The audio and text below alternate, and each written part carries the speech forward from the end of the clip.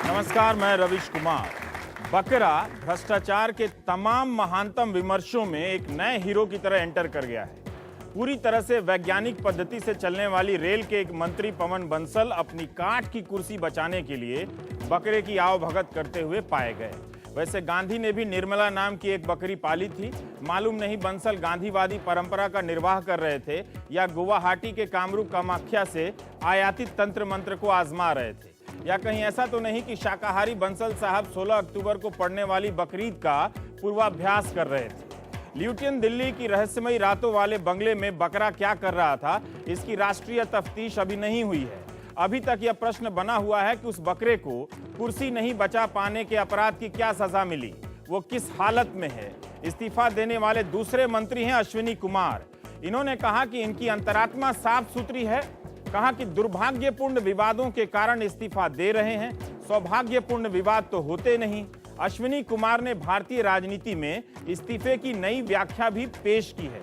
ये कहा है कि इस्तीफा देने का मतलब किसी गलत काम की स्वीकृति नहीं है, यानी सही काम करते हुए भी इस्तीफे दिए जा सकते हैं। उनके इस्तीफे से पहले पीएमओ में 7RCR में मनमोहन सिंह और सोनिया गांधी जरूर उनके नेक कामों की चर्चा कर रहे होंगे और इस फैसले पर पहुंचे होंगे कि अश्विनी कुमार ने कोई गलत काम नहीं किया है, इसीलिए इस्तीफा होना चाहिए।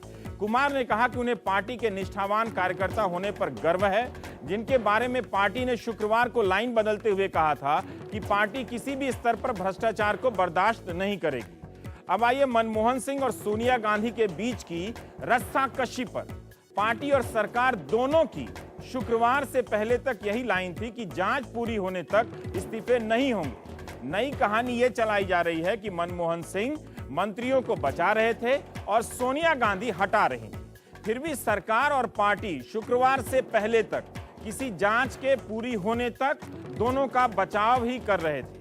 आप चाहें तो गूगल में उनके बयानों को सर्च कर सकते हैं। इस इस्तीफे से हुआ क्या, कौन बचा और कौन फंसा?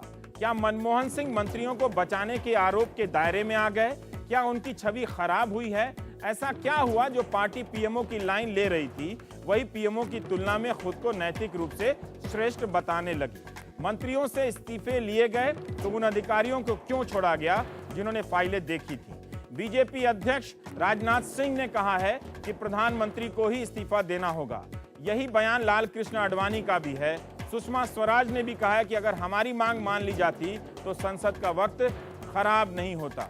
इन सब तमाम स्थितियों में शुक्रवार को दिया गया या लिया गया इस्तीफा प्रधानमंत्री मनमोहन सिंह को कितना बचाता है, कितना फंसाता है, इसी पर हम आज चर्चा कर रहे हैं। हम लोग में हमारे साथ हैं निर्जा चौधरी जी, वरिष्ठ पत्रकार, संजय सिंह, आप पॉलिटिकल एडिटर हैं फर्स्टपोस्ट.com के, निर्मला सीतारमण जी हैं, आप भारतीय जनता पार्टी की प्रवक्ता हैं, और संजय झा हैं हमारे साथ, कांग्रेस पार्टी के समर्थक, युवा नेता हमारे साथ मौजूद हैं। संजय जी, आप ही से मैं पहला सवाल करना चाहता हूं कि प्रधानमंत्री ने भी जो संसद का अवकाश के बाद जब दूसरा हिस्सा शुरू हो रहा था तो उन्होंने कहा था कि इस्तीफा नहीं देंगे और संसद को ठीक से चलनी चाहिए।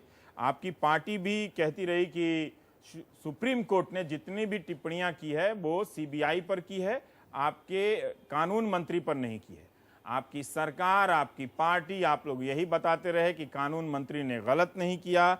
इसके बाद भी आप लोगों को शुक्रवार को क्यों लगा कि इन्होंने कुछ तो गलत किया है, इसलिए इस्तीफा ले लेना चाहिए? ये दोनों मंत्रियों जो हैं हमारे, जिन्होंने यहाँ इस्तीफा दिया है, उन्होंने किसी भारतीय जनता पार्टी की मांग को पूरा करने के लिए नहीं किया है। बहुत हमने पहले भी यही कहा था, पार्टी के तरफ से बाकी प्रवक्ता और जो भी हमारे जो बाकी नेता लोग हैं उन्होंने यही कहा था कि किसी पर अभी छानबीन, या आप पवन बंसल जी के बारे में बात कीजिए, उनकी छानबीन अभी सीबीआई जरूर उनसे बात करेगी, वो छानबीन शुरू भी नहीं हुई है।